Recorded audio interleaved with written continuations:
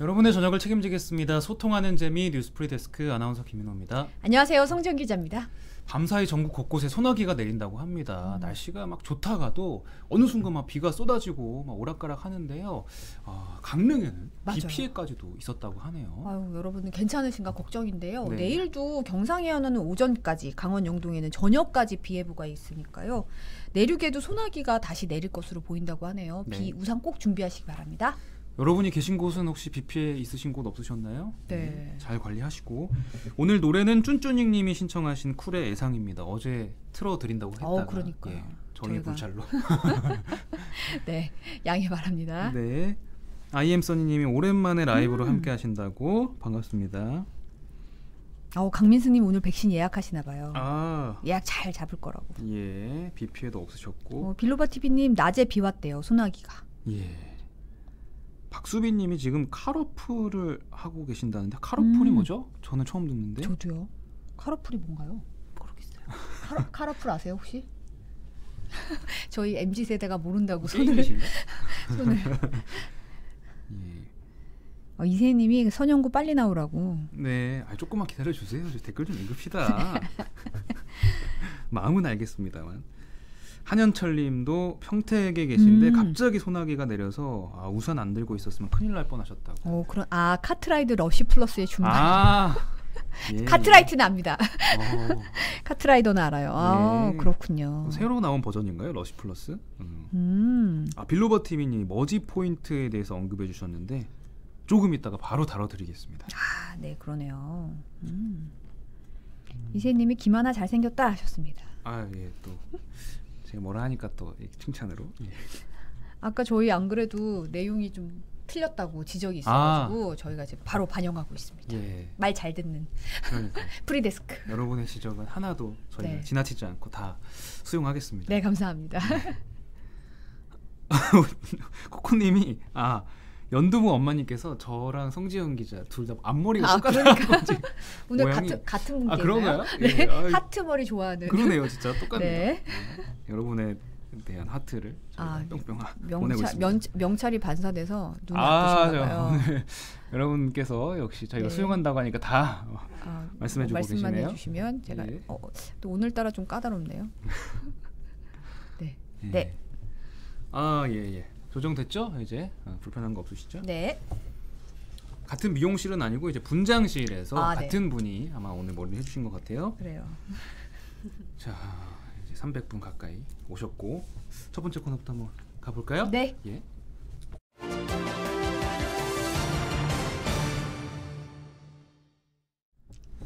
네, 여러분 기다리시는 수요일 코너 이선영 아나운서의 손경제 시간입니다. 어서 오십시오. 안녕하세요. 오랜만에 뵙는 것 같아요. 저는 매주 왔는데 저번 주에 안 계시더라고요. 그러네요. 네, 얼마나 어색했는지 몰라요. 여기 계시나? 지난주에 막 조근에 올림픽 겹쳐가지고 힘들다고 찡찡거리더니. 제가 찡찡댔나? 네. 네. 며칠 쉬셨죠, 그래도? 네, 이틀 쉬었어요. 그래서 월요일, 화요일 푹 쉬고 왔습니다. 네. 저희 저희 셋 다 오늘 여기 앞에 좀 굴렸더니 좀 약간 가을 분위기 나죠? 그러네요. 날씨가 풀려가지고. 네. 삼조토끼님이 맹구 친구 연구라고. 맹구, 제 친구 맹구 저기 앉아. 에? 박수빈님이 선영구 크린 타임이라고 또 센스 있는 닉네임을 지어주셨습니다. 연두부 엄마님이 같은 선생님 앞머리 교집합 하셨습니다. 네. 아무튼 성지연 기자가 오시니까 좋으네요. 남탕에 있다가 여기 표상혁님께서도 푸대판 남탕 다녀온 선영구라고 하셨는데 구간이 명관입니다. 네. 감사합니다. 어떻게 저기 뒷감당 되시겠어요? 자꾸 그런 얘기를. 옆에서 이렇게 약간 앙광이 느껴지네요. 그러면 첫 번째 소식 더 가볼까요? 첫 번째 소식은 많은 분들이 이제 제목을 보고 눈치를 채셨을 것 같은데 한 일주일 정도 머지 포인트 때문에 난리였어요. 그러니까요. 온갖 뉴스에 헤드라인을 장식한 머지 포인트.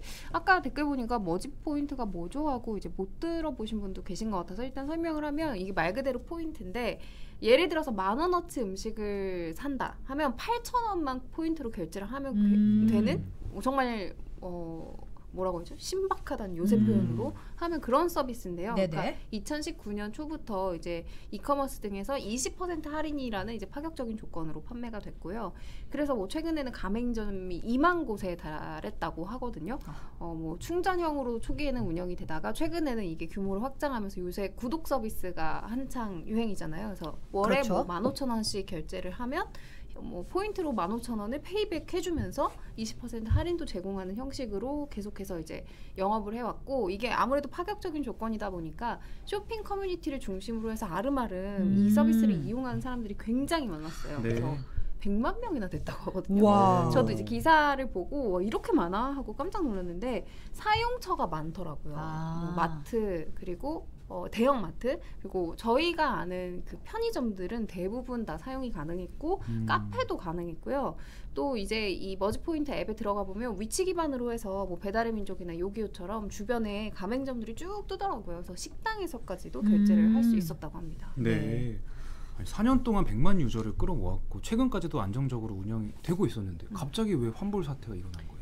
그러니까 이게 원래는 방금 말씀드렸던 것처럼 뭐 카페니 대형마트니 음식점뿐만 아니라 굉장히 다양한 가맹점들이 있었잖아요. 근데 그렇죠. 8월 11일 그러니까 지난주에 머지포인트 측에서 돌연 사용처를 음식점으로만 축소를 해버려요. 원래는 뭐 카페고 뭐 다 됐었는데 네네. 음식점만 사용할 수 있다 이렇게 발표를 하면서 아 나는 편의점에서 쓰려고 산 건데 나는 대형마트에서 쓰려고 산 건데 하는 이제 소비자들이 뿔이 날 수밖에 없었겠죠. 네. 근데 그래서 왜 갑자기 사용처가 축소가 되냐. 근데 이제 알고 보니까 이 영업 자체가 위법이 아니냐 이런 의혹이 제기가 된 거예요. 그러니까 여기서 조금 복잡한 얘기가 될 수도 있는데 머지포인트가 이제 기존에 영업을 해온 그 근거법이 상품권 발행업이었거든요. 네. 그러니까 머지포인트가 백화점 상품권처럼 요즘 백화점 상품권도 이렇게 전자 포인트 형식으로 전환이 되잖아요. 네네. 그러니까 그런 식으로 고객에게 포인트로 자신들의 상품권을 제공하는 방식의 업태를 이제 등록을 했던 거죠. 네. 근데 상품권 발행업은 한 가지 예외가 있대요. 그러니까 딱 한 가지 업종에서만 쓸 수 있다는 거죠. 그러니까 뭐 음식점, 카페, 뭐 또 뭐가 있었죠? 대형마트 뭐 이렇게 다양한 업종에서 쓸 수 있는 게 아니고 딱 한 가지 업종만 골라서 상품권을 쓸 수 있게 하는 법적으로 그런 제약이 있었던 거예요. 네. 그러다 보니까 이제 머지포인트가 기존의 방식으로 여러 업종에서 포인트를 사용하게 하려면 사실은 전자금융업으로 등록을 했어야 한대요. 그러니까 전자금융업의 업태인데 상품권 등록 발행업으로 운영이 되고 있었다. 이제 이걸 알게 된 거죠. 네. 정리하자면 업종 불문하고 여러 가맹점에서 포인트를 쓸 수는 있는데 그렇게 하려면 업종 자체가 전자금융업으로 등록이 돼 있었어야 그렇죠. 하는데 지금까지는 상품권 발행업으로 등록하고 영업을 했으니까 이게 위법성이 있다 이런 그렇죠. 거잖아요. 네. 그러니까 지금은 우리는 한 곳만 쓸 수 있으니까 음식점으로 딱 제한하겠다라고 갑자기 가맹점이 확 내가 쓸 수 있는 곳이 거의 확 날아간 거잖아요. 그렇죠. 네. 네. 안 그래도 지금 토이씨님이 역설적이게도 정보를 몰라서 피해를 입지 않게 되었네요 하셨고요. 네. 한여철님은 올 초에 혜택 축소한다고 빨리 가입하라고 했던 것 같은데 그냥 안 했더니 그런 난리가 날 줄 몰랐다고 네. 하셨고 은서님도 광고는 봤다라고 하셨고 신영아님은 몰라서 다행일 줄이야 뭐 이런 분들 네. 많으셨을 것 같아요. 네, 저도 네. 처음 들어봤거든요. 맞아요. 네. 그리고 크라이시스 9064님도 일반인이 이걸 어떻게 하냐. 아. 상품권 발행업인지 뭐 전자금융업인지. 그렇죠. 그래서 피해를 보려면 볼 수밖에 없는 거죠. 네. 근데 듣다 보니까 의문인 게 처음부터 전자금융업으로 등록을 했으면 문제가 안 됐을 텐데 왜 상품권 발행업으로 등록을 한 거예요? 그러니까 이게 뭐 여기에 대해서는 사실 추측만 난무할 뿐 정확하게 왜 이렇게 했는지는 사실 물음표죠. 뭐. 근데 일단 머지포인트 권남희 대표 같은 경우에는 뭐 스타트업계에서는 사실 굉장히 잔뼈가 굵은 인물이거든요. 그래서 모르고 스타트업이다 보니까 영세에서 법을 잘 몰라서 상품권 이 발행업으로 등록했다는 건 약간의 물음표가 찍힐 수밖에 없어요. 이 권남희 대표 같은 경우에는 해독주스 사업이 굉장히 성공을 해서 2016년에 이미 그 배달의 민족의 XCC라고 하죠. 자신의 사업을 팔아서 막대한 이익을 남겼거든요. 그 이후에도 배달의 민족에서 3년 동안 같이 일을 했어요. 주요 임원들과. 그러니까 특히 이런 이렇게 상점들을 엮는 플랫폼에 대해서 그 영업 환경을 몰랐을 리가 없는 그런 사람인 거죠.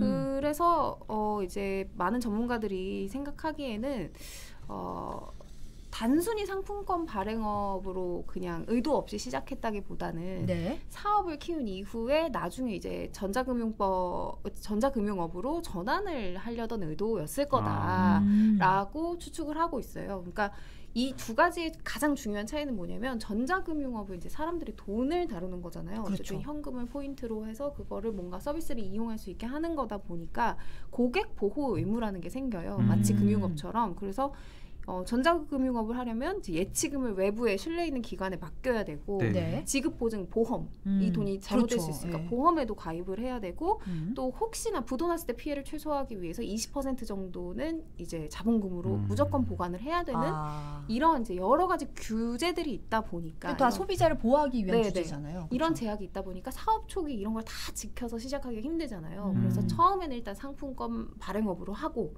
나중에 서서히 전자금융업을 하려는 그 과정에서 이렇게 탈이 난 게 아닐까 이런 분석이 나오고 있는 상황인 네. 거죠.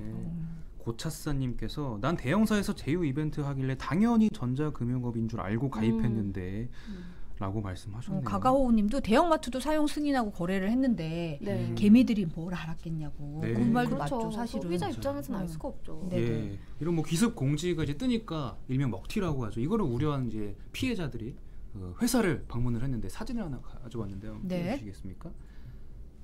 야, 이게 지금 환불을 요구하기 위해서 그렇죠. 소비자들이 찾아간 거예요, 회사로. 음. 뱅크런 사태랑 좀 비슷한 모습인 것 같은데. 네네. 그러니까요. 얼마나 환불을- 초조하겠어요. 예, 그럼요. 환불을 받았다 못 받았다 말이 좀 엇갈리고 있는 상황인 것도 같고, 뭐 적게는 몇만 원, 또 많게는 몇백만 원까지 충전하신 분도 계셔가지고 상황이 좀 심각해 보여요. 머지포인트 회사 측은 뭐라고 하나요? 일단은 환불을 원하는 고객들에게는 90%까지 환불을 해주겠다라고 공지를 했고 일단 자신들이 정한 이제 1차, 2차 환불은 진행이 됐다고 하거든요. 근데 몇 명한테 어느 정도 규모의 금액을 환불했는지는 안 알려주고 있어서 좀 혼란이 가중되는 상황이고 네. 그리고 오프라인에서 이렇게 줄을 서서 하면 아무래도 수기로 고객 정보를 써야 되고 그걸 다시 전산해서 입력하는 과정에서 더 늦어진다. 그러니까 오프라인으로 오지 말고 온라인으로 접수를 하라. 뭐 이렇게 공지를 하는 과정에서 또 소비자들이 화가 났고요. 네. 네, 그리고 근데 어쨌든 이제 머지포인트는 8월 말까지 선불전자 지급업 등록을 완료할 거기 때문에 그 이후에 포인트를 쓸 수 있다라는 입장이고요. 네. 근데 어쨌든 지금 이 머지포인트 관련해서 지금 줄을 섰던 이 분들 중에는 그냥 포인트를 구매한 소비자뿐만이 아니라 소상공인 분들도 계시거든요. 그래서 소상공인들의 피해가 굉장히 크게 우려가 되는 상황인데 제가 어제 안 그래도 저 진짜 이 아이템이랑 상관없이 피자를 시켜 먹었어요. 동네 피자집에서. 네. 근데 그 한번 보실래요? 네. 표지이 저렇게 크게 오. 머지 플러스로 모든 메뉴 40% 즉시 할인 받기 뭐 이렇게 써 있잖아요. 예. 그러니까 아. 여전히 그 소상공인들 입장에서는 이 머지 포인트가 정리가 안 된 거예요. 그러니까는 머지 포인트가 어떤 소상공인 분들은 정상적으로 운영되는지 알고 있는 분들도 있다고 하더라고요. 네. 그리고 그렇죠. 제가 오늘 머지 포인트를 가입을 해봤거든요. 정상 돼요? 가입이 돼요. 오. 되고 그 가맹업 업소들도 이렇게 쭉 뜨더라고요. 여전히. 네. 야, 다들 피자 맛있었겠다. 타이밍이 맛있었어요. 좋죠. 네, 페퍼로니 피자 먹었어요. 네. 네, 어이가 없다고. 네, 아이고. 하셨고. 네. 근데 죄송합니다. 이게 문제가 대규모 환불 사태가 났는데 가맹점주들한테조차도 제대로 공지가 안 이루어진 거잖아요. 네, 네. 그러니까 인터넷 후기 보니까 뭐 머지 포인트 계속 받아 썼는데 고객분이 이거 지금 받으면 안 된다고 지금 난리 났다고 오히려 이거 받으시면 전화를 안 알려줘서. 된다고 이렇게 알려줘가지고 그만 받게 됐다. 또 일부 인터넷 커뮤니티에서는 어디서는 지금 쓸 수 있으니까 빨리 가서 털어라, 써라 이러고 좀 알려주고서 좀 논란이 된 것도 있고 네. 나만 손해 안 보면 된다는 마음은 좀 문제 있지 않냐 이런 지적도 좀 있었어요. 네, 그리고 이제 이미 적립된 포인트들을 이제 교환을 못 하는 거죠. 그쵸. 소상공인들 업주 입장에서. 이제 이거를 한꺼번에 정산을 매번 해주는 게 아니라 모았다가 보통 해주는데 이렇게 되면은 만약 회사에서 이렇게 해서 계속 지급이 늦어지면 본인한테 너무 피해가 가니까 그렇죠. 그것도 이러다 걱정인 거죠. 부도라도 정말로 나버리면 그냥 휴지 조각이 되는 거니까 이제 소상공인 입장에서는 지금 안 그래도 코로나 때문에 어려운 상황인데 또 한 가지 걱정이 더 얹어지게 된 거죠. 이런 상황에서 근데 이 틈을 타서 머지 포인트를 사겠다. 이런 분들이 이제 중고 마켓에 등장을 했어요. 그렇죠. 제가 캡처를 해왔는데 뭐 제시하는 가격대도 다양해요. 뭐 한 뭐 20만 원어치를 15만 원에 사겠다는 분들도 있고 그보다 싸게 사겠다는 분들도 있고 뭐 어떤 기사 보니까 1억 원어치를 대량으로 구매하겠다라는 통 큰 사람도 있을 정도더라고요. 예. 아니, 이거 제대로 지금 환불조차 이루어지고 있지 않은 상황인데 저거를 왜 사는 거예요? 이해가 안 되는데. 그러니까 이분들의 의도는 또 전화를 안 해봐서 통화를 해봐야 하는 건데 정확히는 모르겠지만 추측하기로는 머지 포인트가 정상 운영되면 저렇게 좀 할인해서 사면 어쨌든 이득이잖아요. 그래서 그걸 노리거나 아니면 환불이 100% 다 된다라는 가정하에 환불은 90%까지 되니까 한 80% 70% 가격에만 사도 10%포인트에서 20%포인트의 차익을 얻을 수가 있는 거잖아요. 그래서 그거를 노리는 거 아니냐 이런 추측이 가능할 것 같아요. 근데 어쨌든 현재로서 이제 경제 전문가들, 법률 전문가들의 조언은 이 상품권 중개업으로 영업을 한 건 사실 이게 형사처벌 대상이래요. 전자금융업법의 영업 형태인데 이게 사실은 미등록으로 사업을 한 거나 마찬가지여서 형사처벌 대상이기 때문에 정상적인 영업이 아주 금방 개시될 거라고 기대하기는 좀 어렵고 또 그냥 냉정하게 재무 상황도 현재 이제 풀려있는 포인트가 1,000억 원대인 반면 머지 포인트의 자본금 자체가 30억이래요. 그러니까 이제 이 채무가 너무 큰 거죠. 그래서 이게 금방 괜찮아질 거다라는 기대를 하는 건 좀 비현실적이다. 이런 전망이 나오고 있습니다. 김준호님이 식당대에서는 지금 정상적으로 거래되는 것으로 알고 있는데 부도난 것처럼 얘기한다라고 말씀하셨는데 부도났다고 얘기하는 건 아니고요. 지금 말씀드렸다시피 포인트가 1,000억 원대인데 자본금이 30억 원에 불과하고 사실 대규모 뱅크런 사태 비슷하게 환불 사태가 일어나면 앞으로 어떻게 될지 알 수가 없는 데다가 지금 오늘 들어온 소식은 이제 어제 금융당국이 밝혔는데 이 머지 포인트 회사에 대해서 검경 수사를 의뢰한 상태입니다. 그래서 이제 서울경찰청에서는 어디다가 직접 수사하거나 산하 경찰서에 배당할 계획이고요. 이게 수사가 들어가면 어떻게 지금 어떻게 운영되고 있는지 좀 자세히 내용이 나올 텐데 머지포인트 측은 8월 말까지는 정식 등록하겠다고 했지만 금융당국에 재무제표 등 이런 관련 자료를 제출 안 했다는 거예요. 금융당국이 사업의 투명성을 보장할 수 있는 자료를 제출해야 한다. 당국 입장을 여러 차례 전달했는데 응하지 않았다라고 밝힌 상태고요. 머지 측은 그 수사기관 통보 사실이 알려지자 이제 어제 오후에 자사와 계약을 맺고 있는 중개업체라는 데가 있는데 그 중개업체 관련 자료는 금감원에 제출했다고 합니다. 네. 이런 상품권 중개업 형태로 100만 명 이상의 회원을 유치했는데도 금융당국이 몰랐다는 게 저는 일단 이해가 안 되고. 그렇죠. 지금까지 영업을 계속하고 있었고 지금 말씀하셨다시피 제휴 업체들이 상당히 규모가 있었잖아요. 뭐 카드도 나왔고 뭐 여러 가지 업체가 있었는데 그거를 왜 지금까지 그냥 굴러가도록 놔둔 거 자체가 좀 이해가 안 되긴 해요.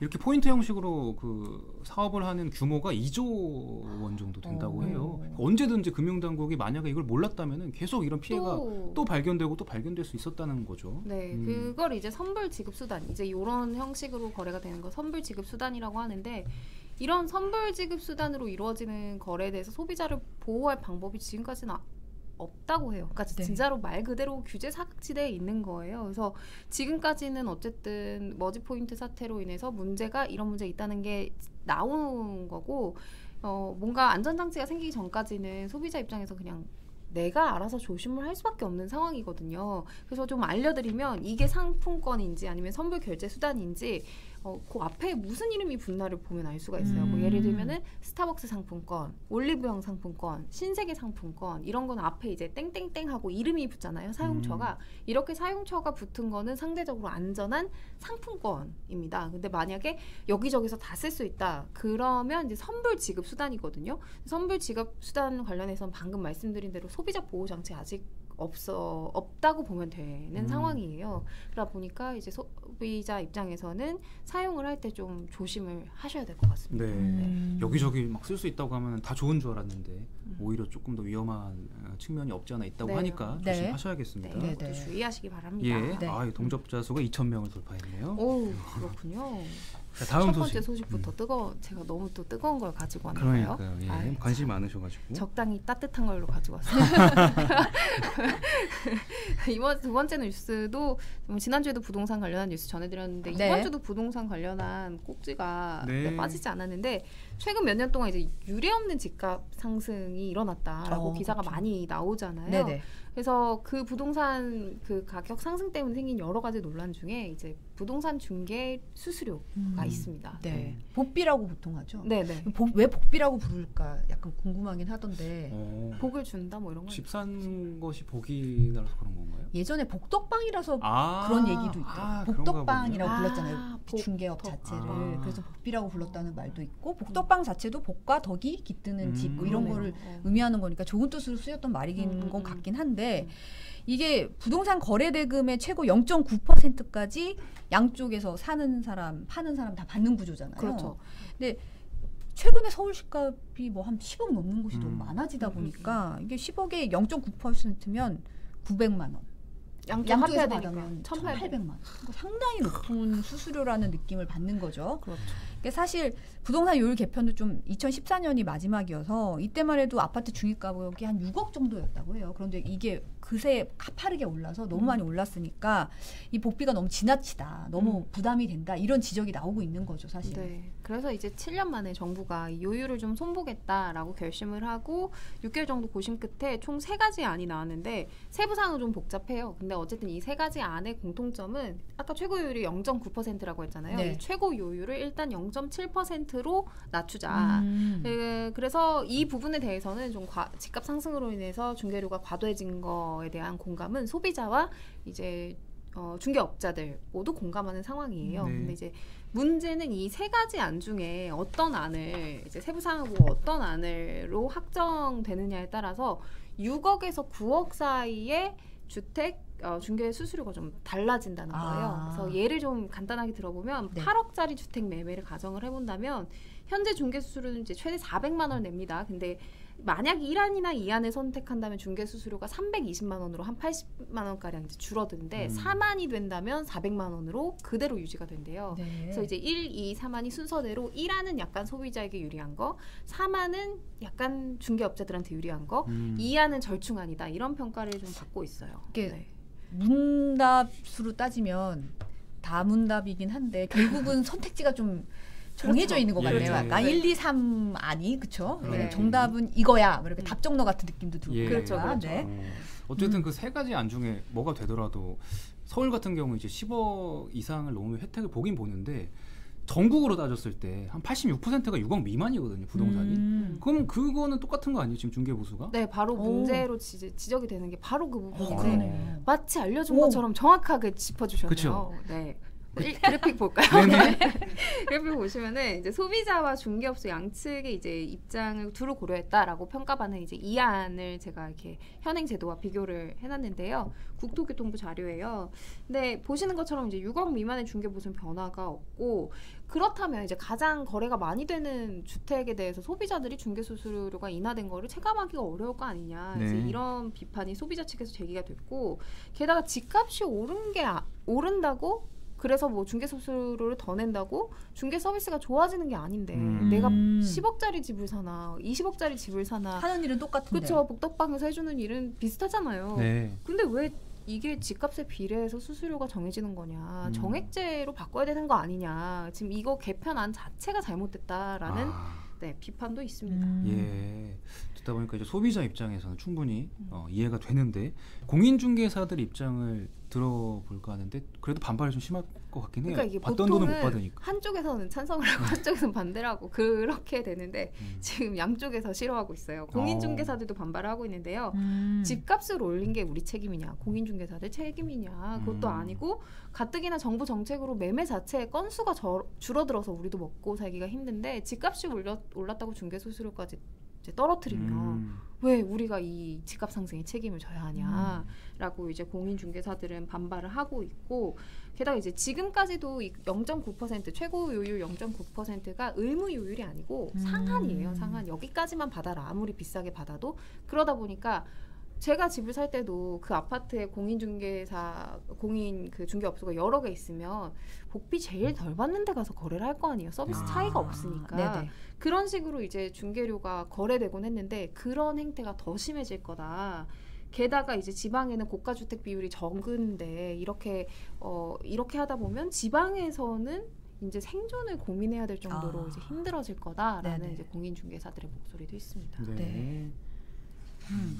국토부 입장은 이제 양쪽이 워낙 엇갈리다 보니까 양쪽의 공청회를 거쳐서 최대한 빠른 시일 내에 결정을 하겠다는 입장인데 사실 어느 한쪽도 만족을 못하고 있기도 하잖아요. 좀 진통이 예상이 되고 이 양쪽의 논의가 잘 수렴되는 방향으로 갔으면 하는 바람입니다. 네, 맞습니다.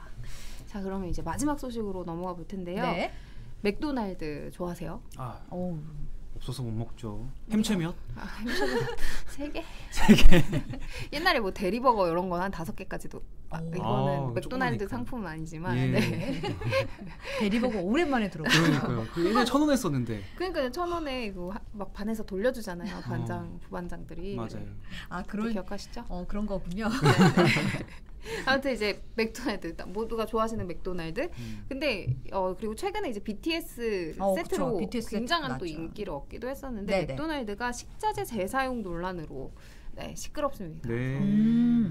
그 맥도날드가 식자재를 이렇게 관리한대요. 그러니까는 스티커를 붙여서 유효기간을 표시하는 거예요. 근데 그 유효기간이 법에서 정해진 유통기한이 아니고 자기들 나름대로 우리 맥도날드만의 신선함은 뭐 열흘이다 해가지고 이제 유효기간 스티커를 딱딱 붙여놓는데 알고 보니 그 유효기간을 붙여놓은 스티커 위에 가짜 유효기간 덧붙였다는 거예요. 오. 그러니까는 이 스티커 가리를 해왔다는 내부 고발이 건의기에 접수가 됐습니다. 네네. 그래서 네. 이게 좀 놀라운 게 오늘 나온 기사인데 한 언론사 취재에 따르면 이렇게 스티커 가리가 시작된 게 2019년 최소 2019년 12월부터라고 하더라고요. 야, 그 식자재가 신선하다는 걸 증명하기 위해서 스티커를 붙이는 건데. 자기들이. 예. 네. 지난 거를 가지고 재사용을 그 스티커를 붙이면서 했다는 거예요?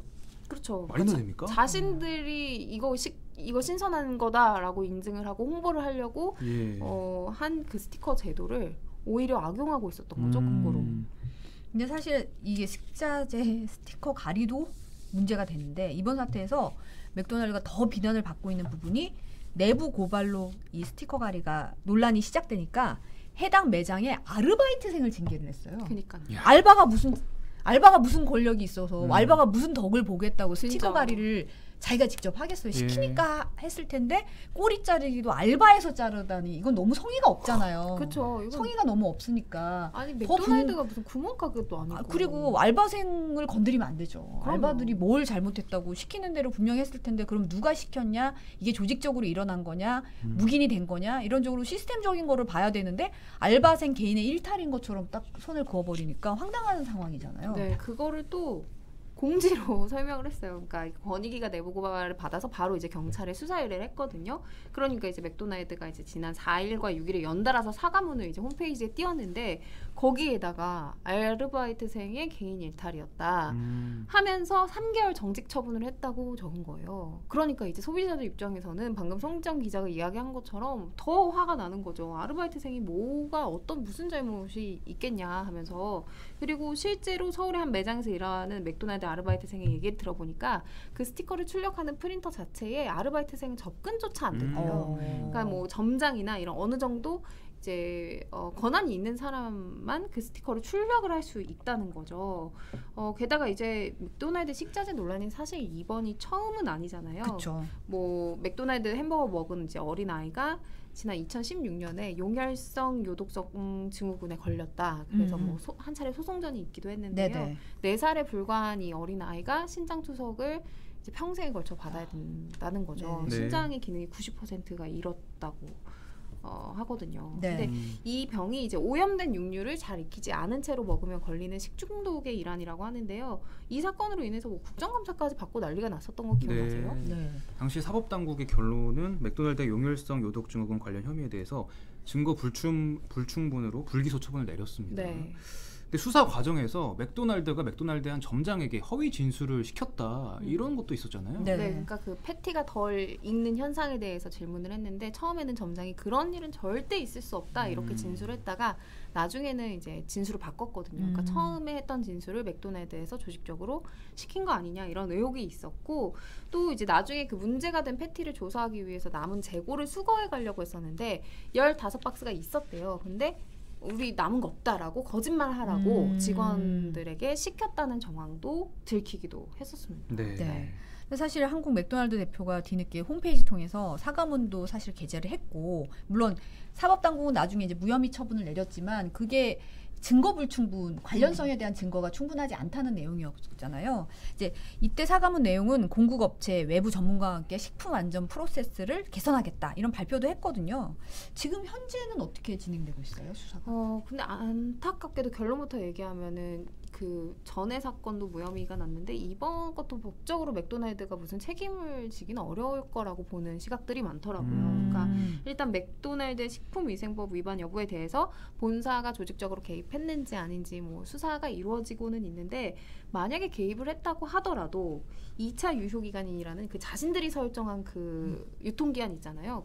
자신들이 설정한 걸 어겼기 때문에 이게 식품위생법을 어겼다고 보기엔 좀 힘들다는 거예요. 네. 그러니까 자체적으로 자신들의 신선도를 설정한 거기 때문에, 그래서 식약처에 따르면 이렇게 스스로 약속한 기준 안 지킨 문제라면 식품위생법으로 처벌할 법적 근거는 사실 좀 미비하다라고 이야기하고 있는 상황입니다. 네. 네. 어쨌든 조사는 이루어지고 있대요. 네.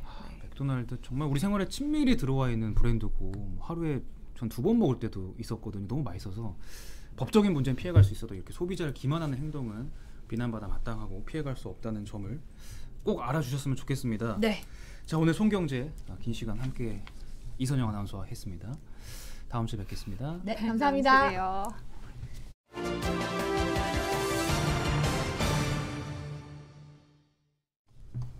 네, 큐시트 산책 노재필 기자입니다. 안녕하십니까. 심은정님이 외롭게 컷을 외치다가 심은정님 정말 감사드리고, 우리 신청곡위원회는 심은정님 신청곡 노래 하나 올려주시면 제가 내일 틀어드릴게요. 네. 아, 진짜 심은정님 신청곡 올려주세요. 네. 마음이 따뜻해지네요. 네. 삼초토김 두목님 울고 있었음 하셨습니다. 네.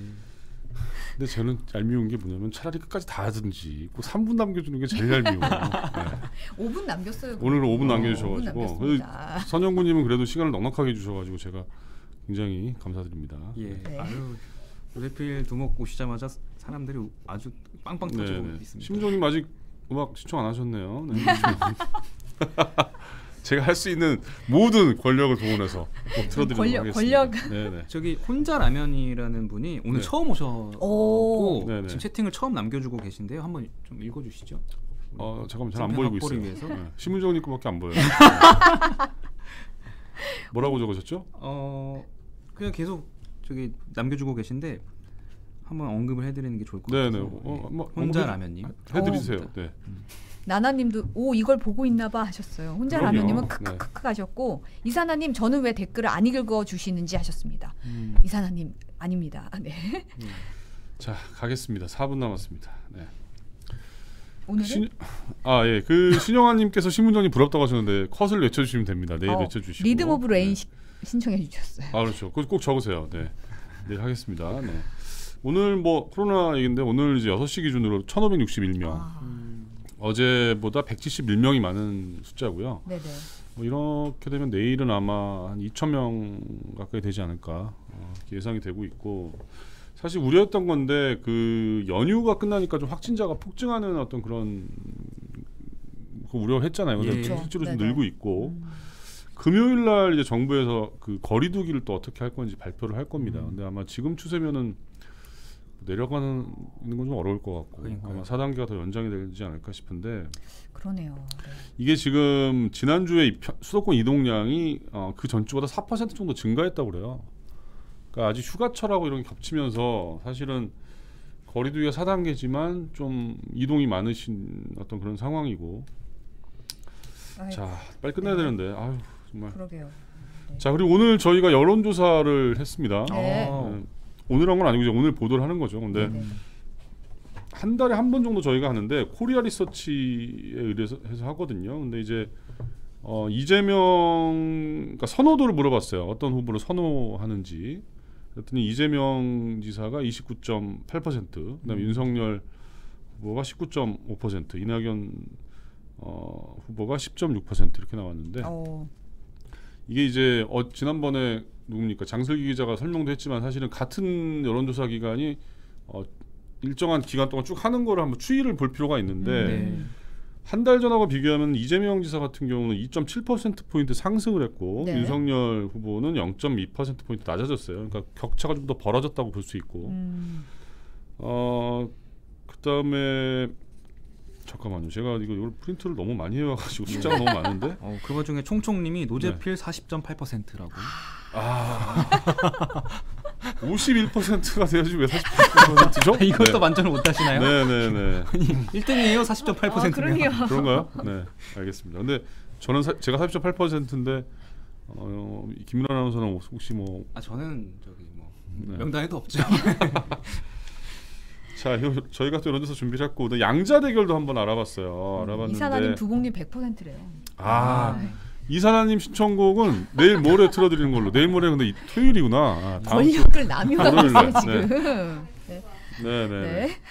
표창현님께서 노재필 기자는 MBC 대통령으로 하셨는데 이분은 다음 주 화요일 날 틀어드리도록 하겠습니다. 네. 네. 자, 양자 대결 해봤더니 이재명 지사가 44.7, 윤석열이 35.3. 그다음에 이낙연 후보를 가정했을 때는 40.7, 38.3% 이렇게 남았는데 네. 이렇게 보면은 좀 뭐랄까 여당 후보들이 좀 더 훨씬 이제 강세고 그러네요. 그런 것 같잖아요. 근데 네네.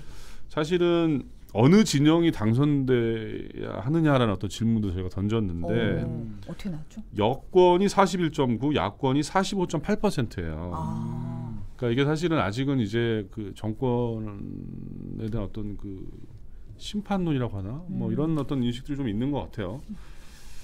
자, 그리고 람다 변이가 이제 국내에도 들어올 가능성이 점점 높아지고 있는데 방금 전에 여론조사는 중앙선거 여론조사 심의위원회 그렇죠. 홈페이지에 보시면 더 자세한 내용이 나와 있습니다. 역시 성키 PD님은 굉장히 또 놓치지 않고. 네네. 네. 자, 람다 변이 얘기 좀. 람다 변이가 이제 들어올 가능성이 높은데 우리 방역 당국이 람다 변이가 발생한 국가가 한 31개 국가 정도 되는데 그 국가에서 오는 분들은 백신을 맞았을 때 격리를 면제해 주는 거를 좀 제외하는 걸 검토하겠다 이렇게 얘기했어요. 아무래도 이제 그 들어오게 되면 아직은 이제 그 뭐 치명률이라든가 이런 게 정확하게 알려진 바는 없는데 네. 아무래도 변이가 더 많아진다는 거는 그만큼 통제가 어려워지는 상황이 그렇죠. 되니까 네네. 그렇다고 합니다. 그리고 아이고. 단독 기사 마지막에 자막만 한번 보시면 요거는 좀 제가 보기에 기사가 좀 보면 어이가 없어요. 뭐냐면 그러니까요. 동네 서점이 지원금 대상에서 제외가 됐는데 이유가 뭐냐면 예스24 때문이래요. 예스24가 동대 서점에 들어와 있는 그 거기 분류에 업종에 들어가 있는데 예스24는 코로나 특수를 노려가지고 매출이 많이 늘었죠. 그래서 그렇죠. 매출이 전체적으로 한 10% 정도 이상 감소된 업종은 신청을 할 수 있는데 동네 서점이 거기에 묶이면서 지원금을 받을 수 없는 상황이 됐다. 이건 좀 문제네요. 네. 좀 황당합니다. 좀. 많이들 네. 힘드실 텐데. 자, 꽃은 핀다님께서 컥컥거려 주셨는데 네, 저희는 여기까지 하는 걸로 하고 내일 또 뵈야죠. 네. 네, 저희 내일 다시 돌아오겠습니다. 감사합니다. 감사합니다. 고맙습니다.